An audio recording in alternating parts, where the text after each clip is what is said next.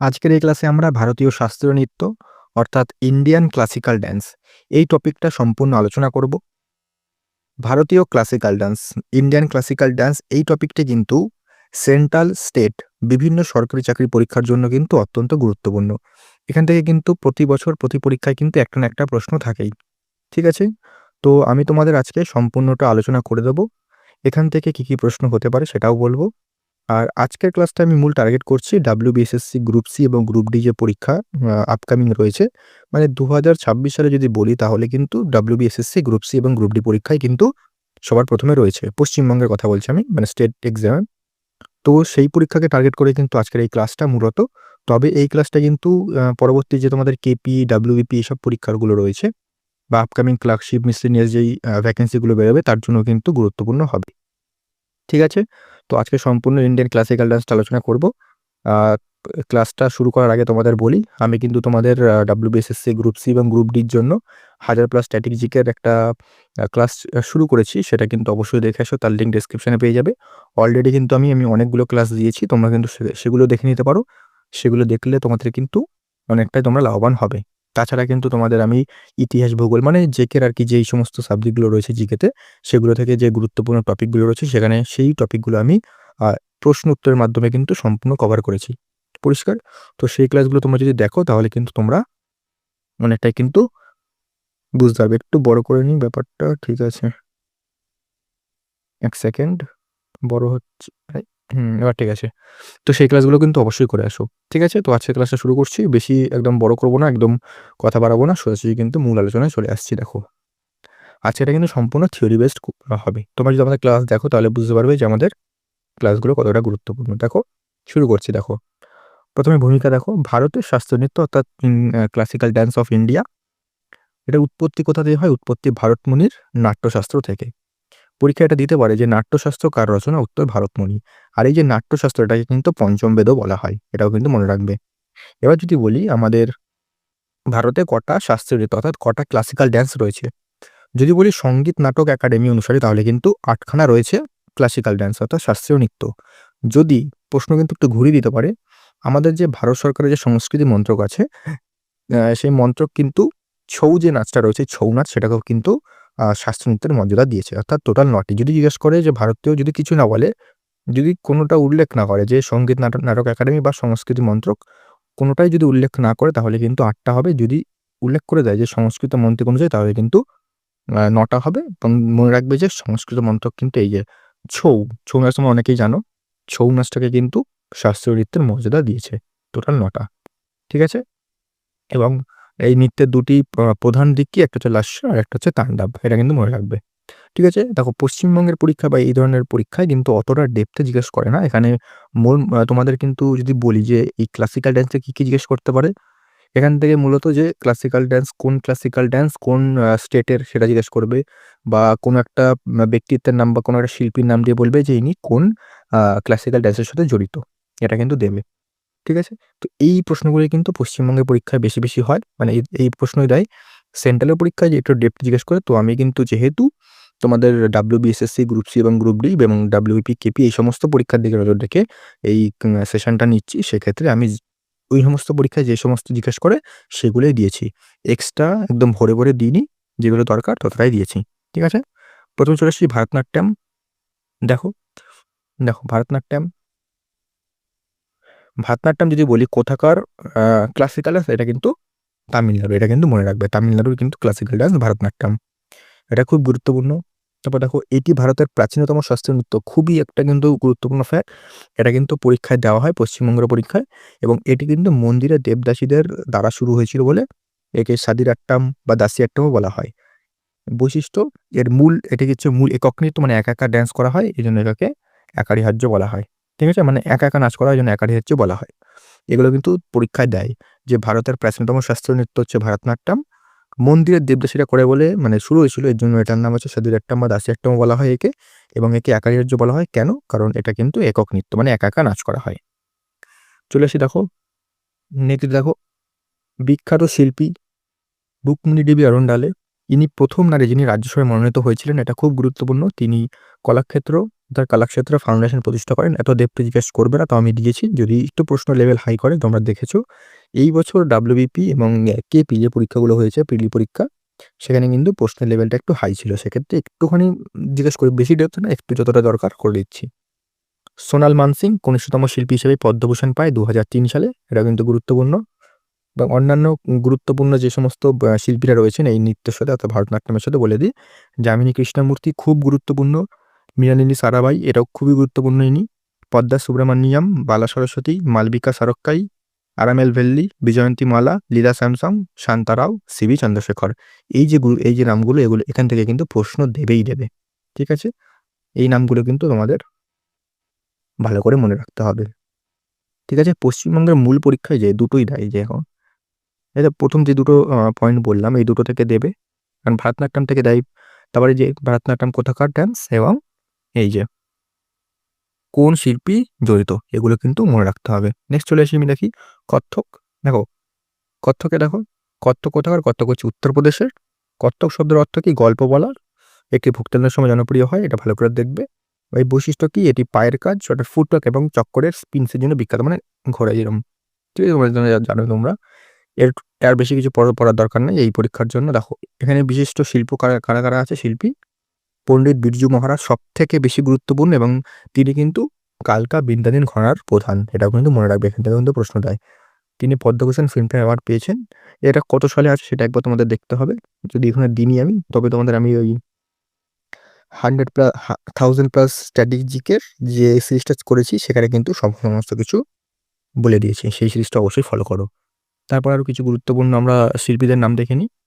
কত্থকের লাচ্ছু মহারাজ, সিতারা দেবী, শোভনা নারায়ণ, শম্ভু মহারাজ, দময়ন্তী যোশী, মালবিকা সরকার, কুমুদিনী লাখিয়া, শাশ্বতী সেন, রশ্মি কুমারী এবং প্রেরণা সিমালি। তোমরা এই যে নামগুলো বিশেষ করে লাচ্ছু মহারাজ, বিরজু মহারাজ, সিতারা দেবী, কুমুদিনী লাখিয়া, শোভনা নারায়ণ, শম্ভু মহারাজ, এই যেগুলো এই যে শিল্পী রয়েছেন, ইনারা কিন্তু খুব গুরুত্বপূর্ণ এই কত্থকের থেকে। এগুলো কিন্তু ভালো করে করবে। নেক্সট চলে আসি আমরা কথাকলি।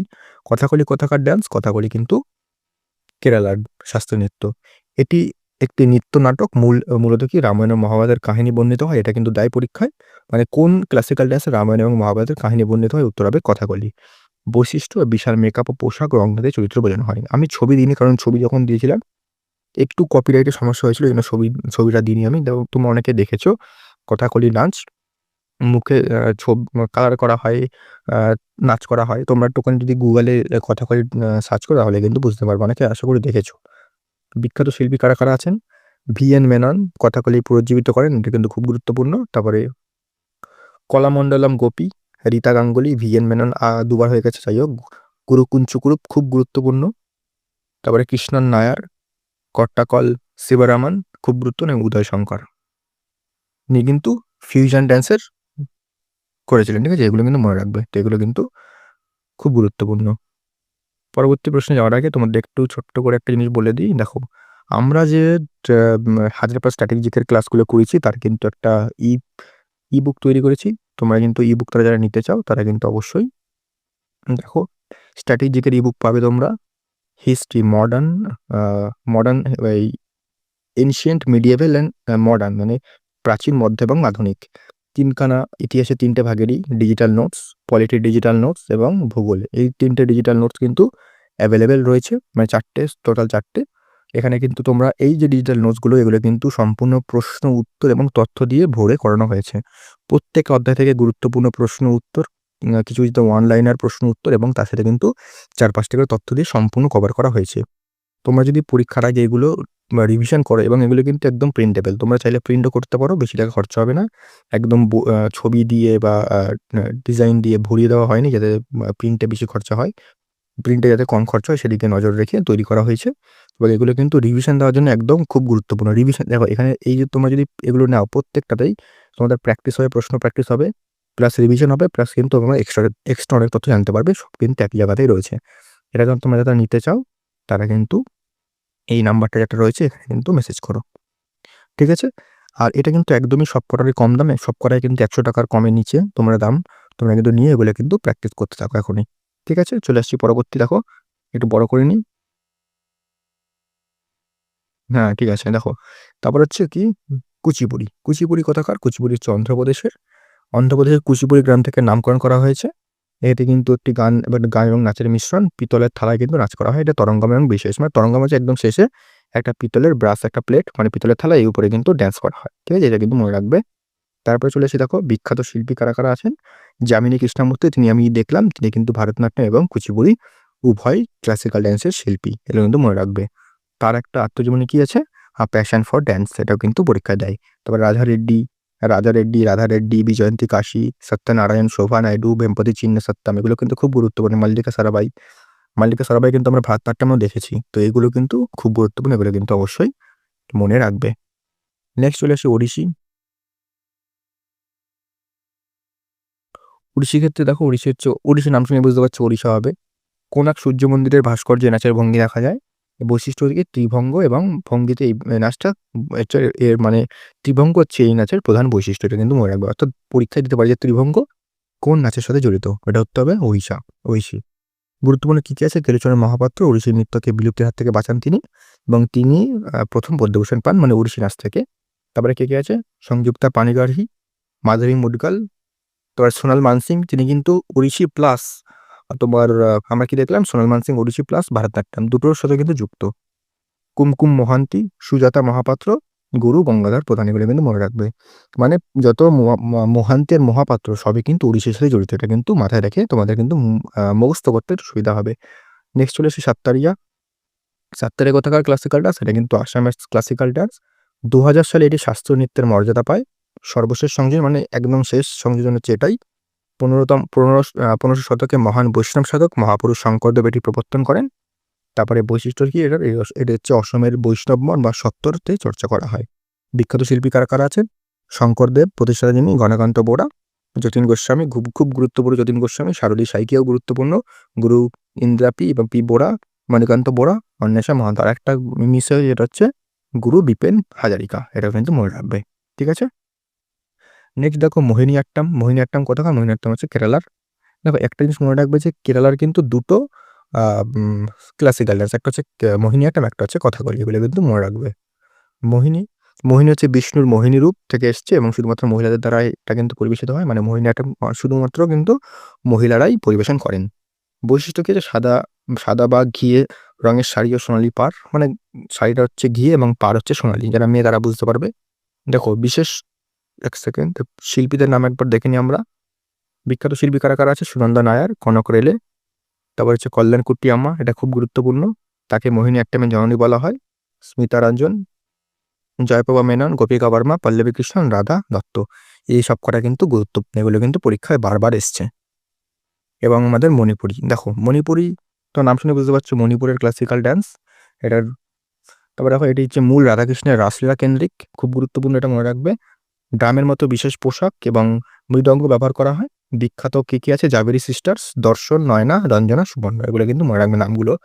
জাবেরি সিস্টার তোমরা দিতে পারবে। গুরু বিপিন সিং খুব গুরুত্বপূর্ণ। গুরু নীলমাধব মুখার্জি, নির্মলা মেহতা খুব গুরুত্বপূর্ণ, সবিতা মেহতা খুব গুরুত্বপূর্ণ, রীতা দেবী, এল বিনোদ দেবী এবং চারু মাতুর খুব গুরুত্বপূর্ণ। তো এগুলো কিন্তু অবশ্যই তোমাদের মনে রাখতে হবে। ঠিক আছে? তো এই ছিল আমাদের টোটাল তোমাদের যে 8খানা আমাদের ক্লাসিক্যাল ডান্স, সেটা আমি আলোচনা করে দিলাম।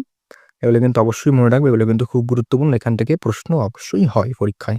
আমি দেখো একদম বেশি ঘিজিয়ে বিজিয়ে অনেক তথ্য দিয়ে করিনি, কারণ যেহেতু এই পরীক্ষাটাকে আমি মাথায় রেখে করেছি, সেক্ষেত্রে যতটা দরকার ততটা দিয়েছি। এখান থেকে কিন্তু তোমরা পাবে। আর আমি বারবার তোমাদের বলবো, তোমরা 1000+ স্ট্র্যাটেজিকের যে ক্লাসগুলো করাচ্ছি সেগুলো অ্যাটেন্ড করো, সেগুলো দেখো, খুব গুরুত্বপূর্ণ। এরপরে আমি তোমাদের মক টেস্ট নিয়ে আসবো, 20টা করে প্রশ্ন মক টেস্ট, সেখানে কারেন্ট অ্যাফেয়ার্স বা নতুন সিলেবাসে যেগুলো থাকে সেগুলো থাকবে। আর আমি তোমাদের একটা প্রত্যেক সাবজেক্ট থেকে 1 লাইনের প্রশ্ন কিন্তু করাচ্ছি, কুইক রিভিশন। মানে ধরো 25 মিনিটে 250টা প্রশ্ন, এরকম কুইক রিভিশন করাচ্ছি, সেগুলো করো, তোমাদের কিন্তু রিভিশন হয়ে যাবে। আর যারা আমাদের ইবুক নিতে চাও তারা কিন্তু বলবো ইবুকগুলো নিয়ে এখনই প্র্যাকটিস করো, নাম্বারে মেসেজ করো, ইবুক তোমরা কালেক্ট করতে পারবে। ঠিক আছে? আর দাম বলে দিলাম একদমই কম। তোমরা এখানে প্র্যাকটিস, রিভিশন, এক্সট্রা তথ্য সমস্ত পাবে। এগুলো কিন্তু তোমরা অবশ্যই এখনই তোমরা কালেক্ট করতে পারবে এবং নিয়ে কুইক রিভিশন শুরু করে দাও। ঠিক আছে? তো দেখা হচ্ছে পরবর্তী ক্লাসে।